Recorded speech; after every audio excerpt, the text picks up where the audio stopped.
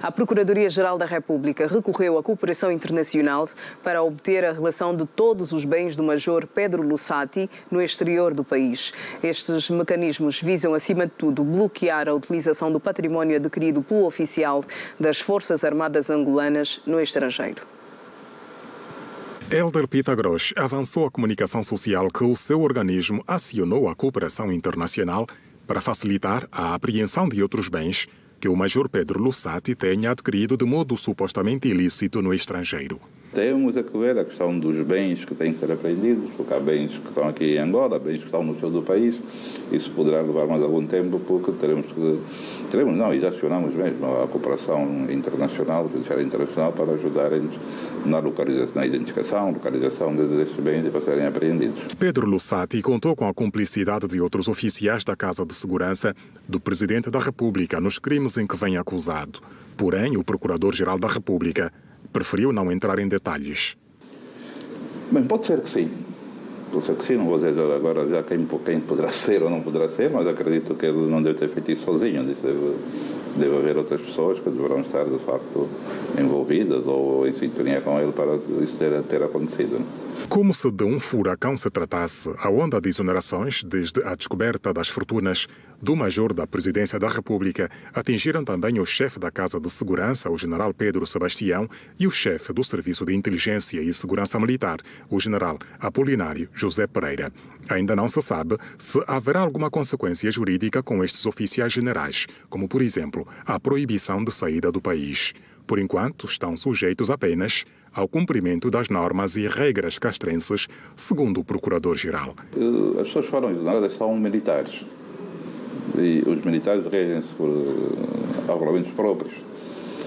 E um militar não pode ausentar-se do país de sua livre e espontânea vontade. Não? O militar tem regras que tem que observar e, de certeza, que dentro dessas regras que ele tem que observar no seu dia-a-dia, portanto, a sua circulação não pode ser feita conforme ele queira. Não? Tem que ter autorização do seu superior hierárquico para sair, chegar à saída, portanto, enquanto a nível judicial não temos nenhuma proibição nesse momento da sua saída, mas como militares estão sujeitos aos regulamentos e leis militares que não permitem que ele saia quando quiser e como quiser.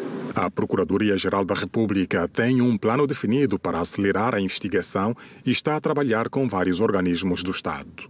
Estamos a fazer por isso. Não podemos já dizer que seremos ou não, mas estamos a trabalhar.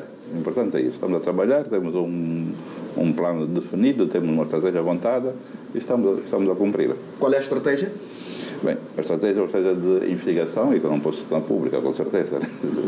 Somente aqueles que estão a participar da investigação é que têm que ter conhecimento dessa estratégia. Se eu já anunciasse qual é a estratégia, isso faria com que todo o nosso plano fosse para lá abaixo. A PGR tornou público no passado dia 24 de maio que Pedro Lussati é suspeito da prática dos crimes de peculato, retenção de moeda, associação criminosa e outros ainda por descobrir.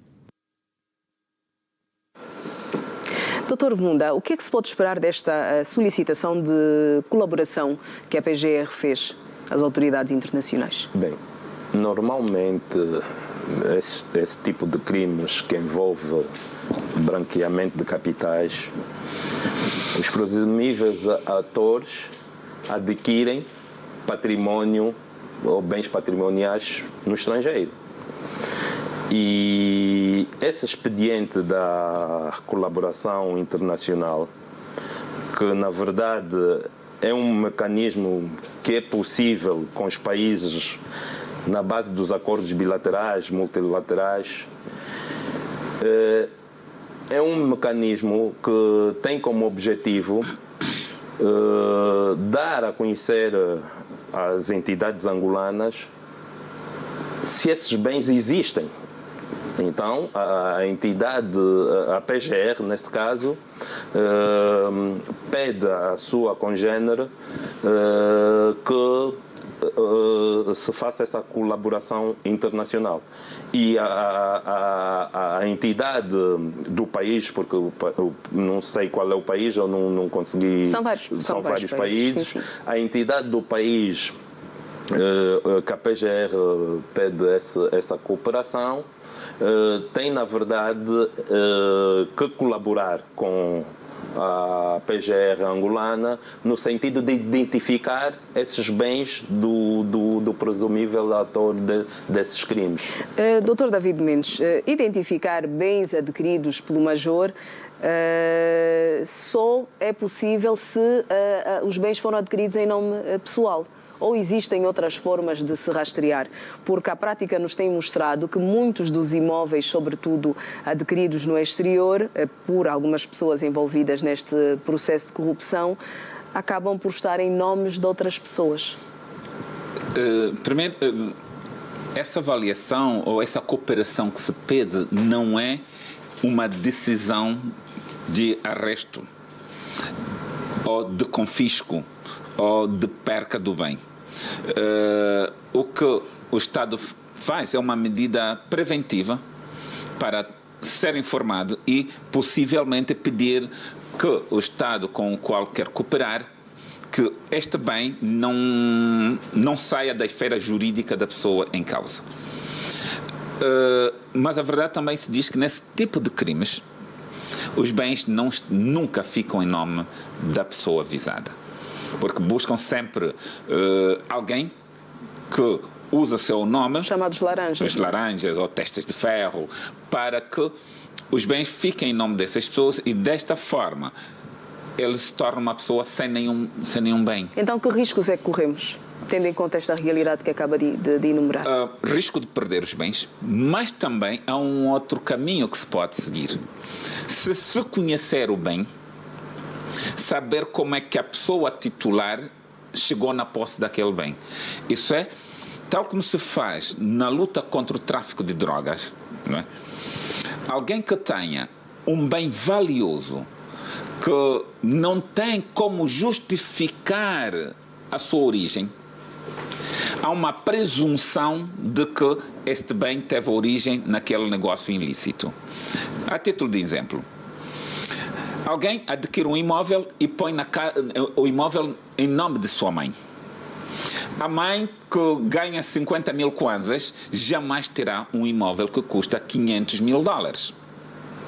A priori, aquele imóvel não é dele. Não sendo dela, há uma presunção que o filho que trabalha no sítio Y, que está a ser investigado, passou este imóvel para sua mãe. Essa mãe passa também a ser investigada. Terá que dizer como é que ela obteve esse imóvel. Por isso, há muitos mecanismos para que se possa chegar às pessoas verdadeiras, que são os titulares dos bens e não aos laranjas. E dizer que nas pessoas politicamente expostas, eu não sei se o Lusati não é uma dessas pessoas, não é.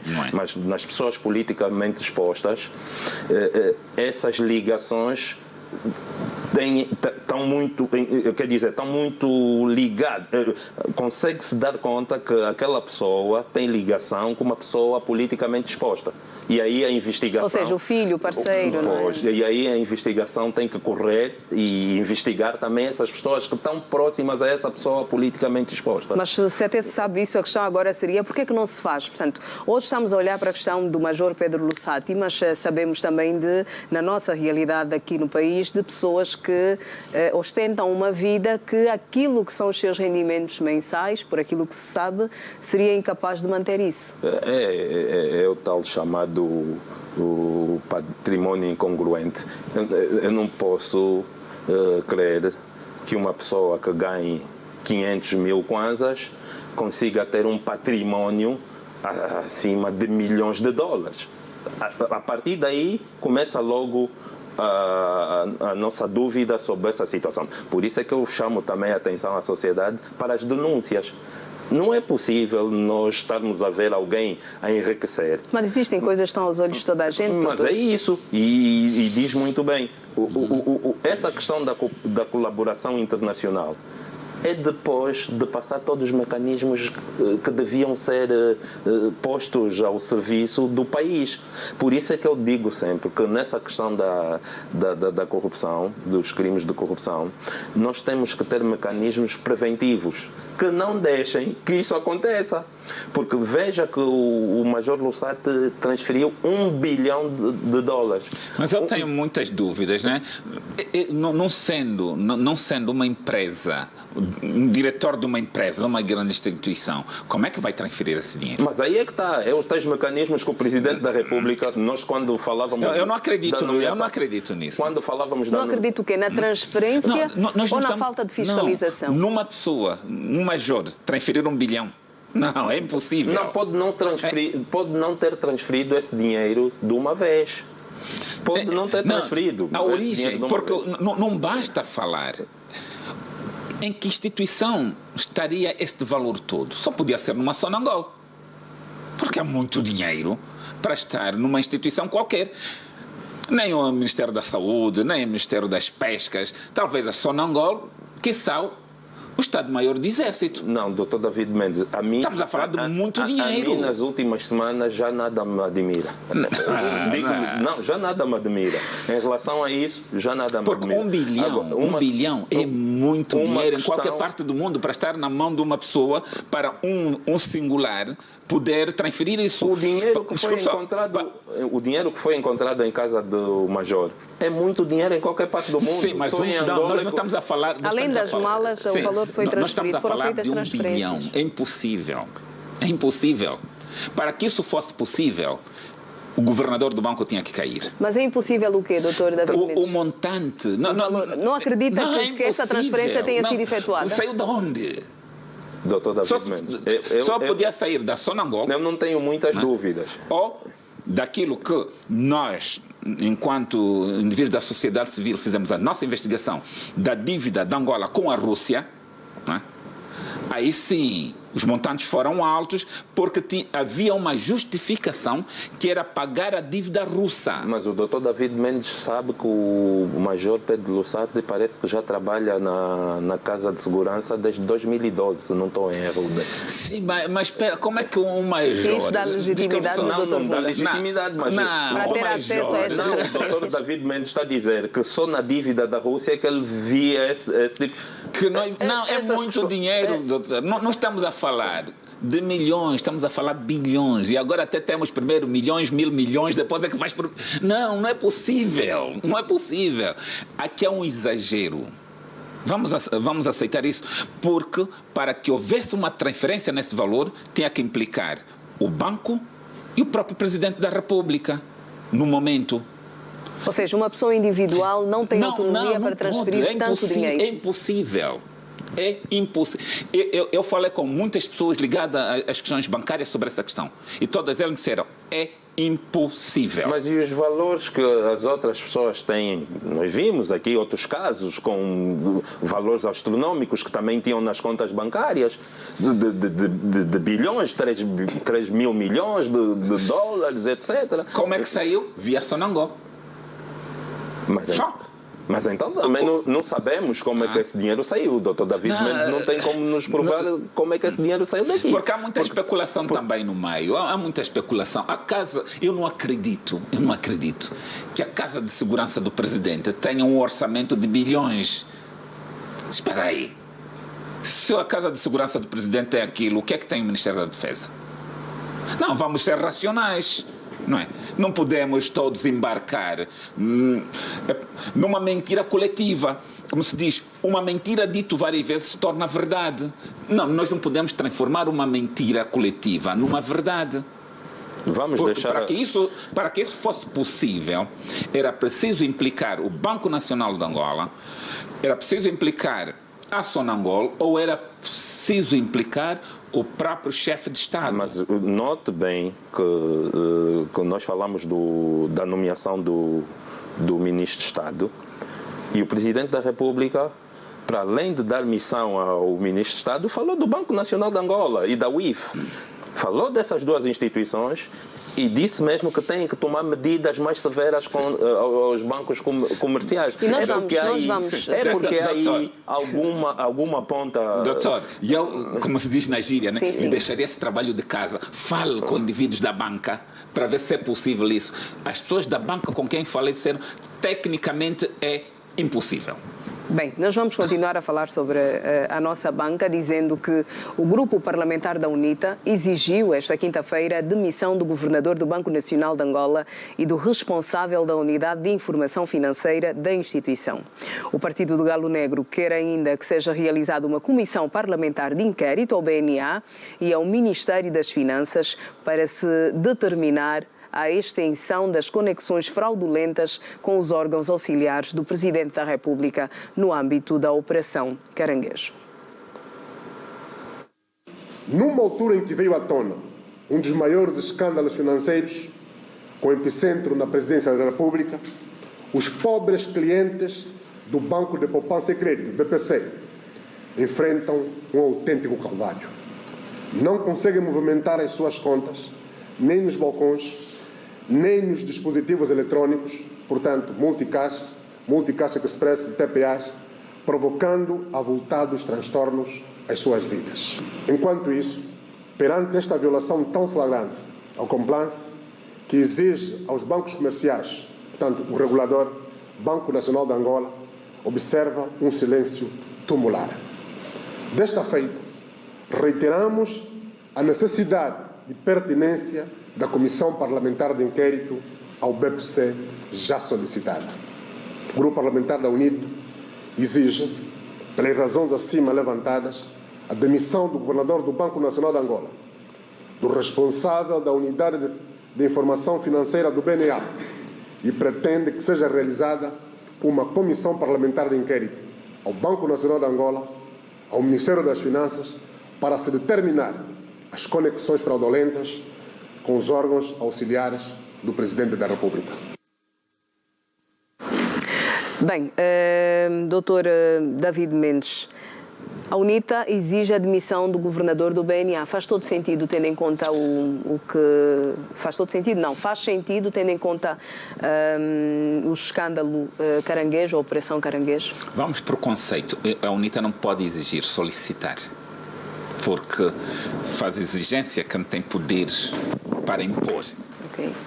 A UNITA pode solicitar para quem tem competência, não é, tomar a decisão de exonerar. Ou não, não é? A decisão de nomear ou exonerar o governador do banco é uma competência do chefe do Executivo.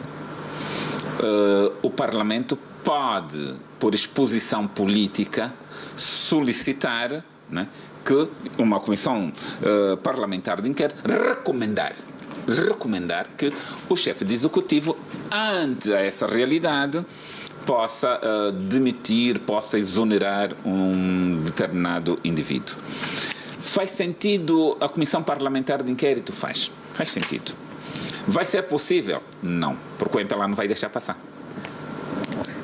Doutor Mvunda, quero ouvi-lo também. Por que diz que o MPLA não vai deixar passar, doutor David? Porque nunca deixou passar nenhum pedido de realização de comissão. Não pode haver uma exceção agora? Não acredita nesses novos tempos, na mudança de paradigma? É impossível. É impossível. É impossível. Doutor Mvunda, quero, antes que fale sobre a solicitação feita pela UNITA para que o governador do Banco Nacional de Angola seja exonerado, tendo em conta os últimos acontecimentos ligados ao escândalo Caranguejo. Obrigado, Leda. Primeiro, o caso está sob investigação e é prematuro tomar decisões e... Se o governador se mantém no cargo, é porque as investigações, até agora, não lhe apontam como estando no epicentro do problema. Porque o Dr. David Mendes acabou de dizer que o presidente teve coragem de exonerar o seu ministro de Estado, chefe da Casa de Segurança, não vai ter coragem de exonerar um governador do banco. Primeira questão é essa. A segunda questão. Parece-me que a UNITA, quando se pede para ajudar o presidente nessa luta contra a corrupção, a UNITA esquiva-se. Mas parece-me que a UNITA quer fazer de todas as questões, querer tirar colher facto político. E não se faz política assim. E como é que se faz política? Deixa eu acabar de falar, doutor David Mendes. Até porque parece-me que a UNITA não conhece o próprio regimento da Assembleia Nacional. O caso está sob investigação. e já está em fase de investigação. E o regimento diz o seguinte no artigo 316, no número 3. Caso exista processo criminal em curso, estamos a falar, e fui buscar o regimento da Assembleia Nacional sobre as comissões parlamentares de inquérito. E diz assim, o número 3. Caso exista processo criminal em curso, cabe à Assembleia Nacional deliberar sobre a eventual suspensão do inquérito parlamentar. Por quê? O que é que quer dizer com isso, doutor Vunda, para que toda a gente entenda? Não faz sentido haver um inquérito neste momento? Um inquérito neste momento, quando o caso já está na justiça, já está... Não, o governador do banco não é objeto de crime nesse processo. Não foi arrolado como parte no processo. Então, a UNITA tem legitimidade. Calma, doutor David Mendes. O caso está sob investigação. Mas não é o governador. O governador não está sob investigação. A UNITA quer uma comissão de inquérito sobre este caso. Por isso estamos a dizer, até esse momento, o governador não está no epicentro do caso. Mas a investigação continua. Quem nos garante que ele não esteja se a investigação continuar? É isso que estamos a dizer. Então, a UNITA parece que quer fazer aqui aquele jogo do... Mas está nesse direito de fazer este jogo, doutor mas Vunda. tem que conhecer a lei. Mas não pode, portanto, dizia o doutor David Mendes que não acreditava que o MPLA fosse deixar passar este desejo da UNITA em relação ao inquérito, porque já existiram outras solicitações que também não foram aceitas. Também não é verdade. Não é verdade. No histórico da Assembleia Nacional já houve comissões de inquérito parlamentar. Uma comissão de inquérito que foi o Mas já para o Ministério das Finanças? O general Higino Carneiro foi o presidente dessa comissão. Sim, no histórico da Assembleia Nacional é essa. Há quanto tempo? Doutor David Mendes, no histórico da Assembleia Nacional há... Vamos falar... E quem deliberou vamos falar deste... para que isso acontecesse foi o MPLA. Sim, vamos falar desta legislatura. Que eu saiba, a UNITA já fez 3 ou 4 pedidos de comissão parlamentar de inquérito. E nenhuma delas foi aceita. Nenhuma. Sim, mas... Por quê? Doutor David Mendes, esta em concreto tem essa questão legal. Ao BNA já se solicitou várias vezes. Esta em concreto ao tem BPC já se solicitou tem várias essa questão vezes. legal. E as finanças? As finanças também. Então, a Sonangol tem sido o epicentro de toda essa situação que se vive em Angola. Sim, mas estamos a falar desta em concreto. Que é que lhe parece? Tem essa questão legal. E as outras, doutor David Mendes, o que é que lhe parece? Falta vontade política? O MPLA não deixa passar. O MPLA tem uma maioria absoluta que lhe permite fazer o que quer. E é isso que, lamentavelmente, tem de acontecer, lamentavelmente para o MPLA, mas para o bem do país, nas próximas eleições tem de acontecer. Não, doutor David Mendes vai compreender que, ao bem da nação, se não fosse essa questão legal, porque nós estamos aqui a falar de outros órgãos de justiça em que a Assembleia Nacional não pode intervir no seu trabalho, nas investigações. Uma comissão de inquérito. Vamos deixar a investigação terminar. E vamos ver qual é o resultado da investigação judicial sobre o assunto e vamos ver o que é que... Veja só, eu até estou acompanhando com muita atenção uma comissão de inquérito no Brasil. Mas, sabe por quê? Uma questão que para nós seria muito simples. A questão do Covid. Se deveria ou não usar cloroquina. Acha que aqui em Angola aceitariam que se fizesse uma comissão de inquérito para avaliar como é que foram gastos os dinheiros do Covid? Não está aí para probabilidades. Eu estou no caso concreto, doutor David. Se a UNITA ou outros deputados... probabilidade. Nós estamos a falar do caso concreto. Doutor é deputado do MPLA. O MPLA estaria na disposição de aceitar uma comissão de inquérito para avaliar os custos com o Covid? O doutor David está aí por uma probabilidade. E eu estou lá E agora me responde também com uma probabilidade. Claro que poderia aceitar. O que eu estou a dizer, nós já aceitamos outras comissões de inquérito, doutor David, é histórico na Assembleia Nacional. Eu Nacional. estou aí há quase 4 anos na Assembleia Há 4 Nacional. anos, Bem, vamos... Nunca foi aceito isto. Bem, neste sentido, em relação à solicitação da UNITA, vamos fazer a colação, porque durante a sua intervenção falou-se também da questão que marcou esta semana em relação ao BPC e o facto dos clientes não conseguirem aceder às suas contas. O banco teve alguns problemas, as pessoas não acediam às suas contas. Quero ouvi-lo, Dr. Mvunda. A instituição falou publicamente em falência ou colapso no sistema e que é uma situação recorrente no final do mês. Sim, o problema do BPC está diagnosticado. É o problema da infraestrutura tecnológica. No entanto, esse problema é de anos. O BPC e qualquer outra instituição tem que compreender que há 2 elementos fundamentais para que as instituições cumpram cabalmente a sua missão. Primeiro é formação de recursos humanos e o segundo é a questão tecnológica. Qualquer instituição hoje que não se preocupar com esses 2 elementos não terá resultados positivos. E o BPC já vem com esse problema da questão tecnológica de mandatos passados. E hoje eu ouvi uma entrevista que a Leda deu ao diretor de comunicação do BPC e ele garantiu na sua entrevista que até finais desse mês iriam resolver este problema. A garantia foi que, portanto, para esta questão pontual, seria resolvida no dia seguinte. O diretor esteve aqui na quinta-feira, portanto, sexta-feira, e no sábado. E a nossa reportagem foi à rua e, por acaso, constatou que as pessoas estão a utilizar já os seus bancos. Mas, doutor David Mendes, o BPC tem, portanto, ao BPC tem sido injetado muito dinheiro nos últimos anos. O BPC tem sofrido um processo de reestruturação. Por que é que estes erros, estes problemas já identificados não são corrigidos?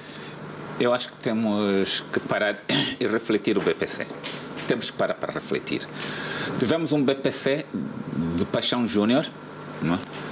Que, com todas as dificuldades que teve, não teve isso, abria balcões, estava lá no interior.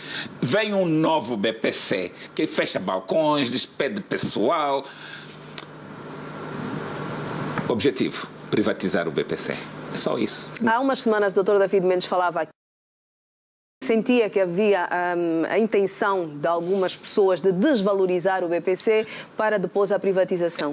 Continua a pensar do mesmo jeito? Porque não me passa pela cabeça um banco, não é, com tanta gente, com tanta clientela, feche balcões. Espera aí. É um contrassenso. Então, se eu tenho clientela, fecho balcões para mandar os meus clientes irem para outros balcões. Mas, doutor... Não. O BPC é dos bancos que mais balcões tem no país. E até vimos há dias nas redes sociais um ex-balcão do BPC que fizeram cantina. Mas dinheiro público, brincam com o dinheiro público assim. Doutor David Mendes... Deixa eu ver. Eu não aceito ter conta no BPC, porque são gatunos. Não, mas o doutor David Mendes falou de um conselho de administração que durou 17 anos. Mas pelo menos sabe por que o BPC durou falhou? 17 anos. Sabe por que o BPC se falhou? E isso eu tenho documentos. Sabe por quê? As dívidas dos marimbondos. Até um artista muito conhecido na praça que devia ao BPC 100 milhões de dólares. Sim, durou 17 anos. Um conselho de administração que durou 17 anos. O banco foi recapitalizado pelo Estado várias vezes. Devia se preocupar com essa questão tecnológica. Agora, e o BPC veja, não tinha? Não, e agora não, está-me a dizer que o BPC não veja tinha? O que aconteceu no BPC. Falou do Dr. Paixão Júnior. O Dr. Paixão Júnior, quando sai, entra um outro conselho de administração que só fica um ano. Por quê? Não sei. Depois entra um outro que também ficou um ano, que é do atual ministro, que o PCA era o atual ministro dos transportes. E agora está este que está, acho que há 3 anos. Os problemas do BPC são os mesmos problemas que o país tem. Mas não deviam haver São os ferramentas, mesmos Dr. problemas Mbunda, que o país uma tem. vez identificados os problemas, Sim. por esta altura ainda acolhe a mesma desculpa de há alguns anos? Não, o problema do BPC, é o mesmo problemas que o país tem. São problemas que se arrastam há anos. É preciso... Doutor, sabia que a informática do BPC é dirigida por expatriados? São problemas que se arrastam há anos. Não, você sabia disso? Não O que é que estão lá a fazer? O que é que estão lá a fazer os expatriados? Eu ia falar sobre isso. Bancos como o BPC, que têm capitais públicos, nós temos um ministério que trata das TICs, nós temos soluções em Angola. Temos soluções em Angola para o BPC. Será que temos soluções então, em Angola? E por que é que elas não são apresentadas? O problema é tem que haver aí alguma vontade. De quem? Vontade de quem? Dos conselhos de administração que já passaram por vários conselhos de administração que passaram por aí. Por que um BFA não tem esse tipo? Um BIC não tem? Sei lá, por quê? Por quê? Agora, esse é o problema que está diagnosticado. Temos que encontrar soluções. Isso significa que os clientes, dentro de mais alguns dias, ao fim do mês, vão passar pela mesma situação. Como é que se salvaguarda os clientes? Soluções para os clientes em relação a isso. E quando as instituições não apostam nas tecnologias, quem deve ser sacrificado são os recursos humanos. Então, o BPC, na minha opinião, vai ter que aumentar os horários de trabalho do pessoal, e tem que trabalhar os sábados, porque as pessoas não podem ficar quase uma semana sem poder levantar dinheiro. Essa é uma das Sem movimentar as contas, nem nos balcões, nem no Multicaixa. Veja Doutor David, já precisamos seguir, entenda o nosso tempo, por favor.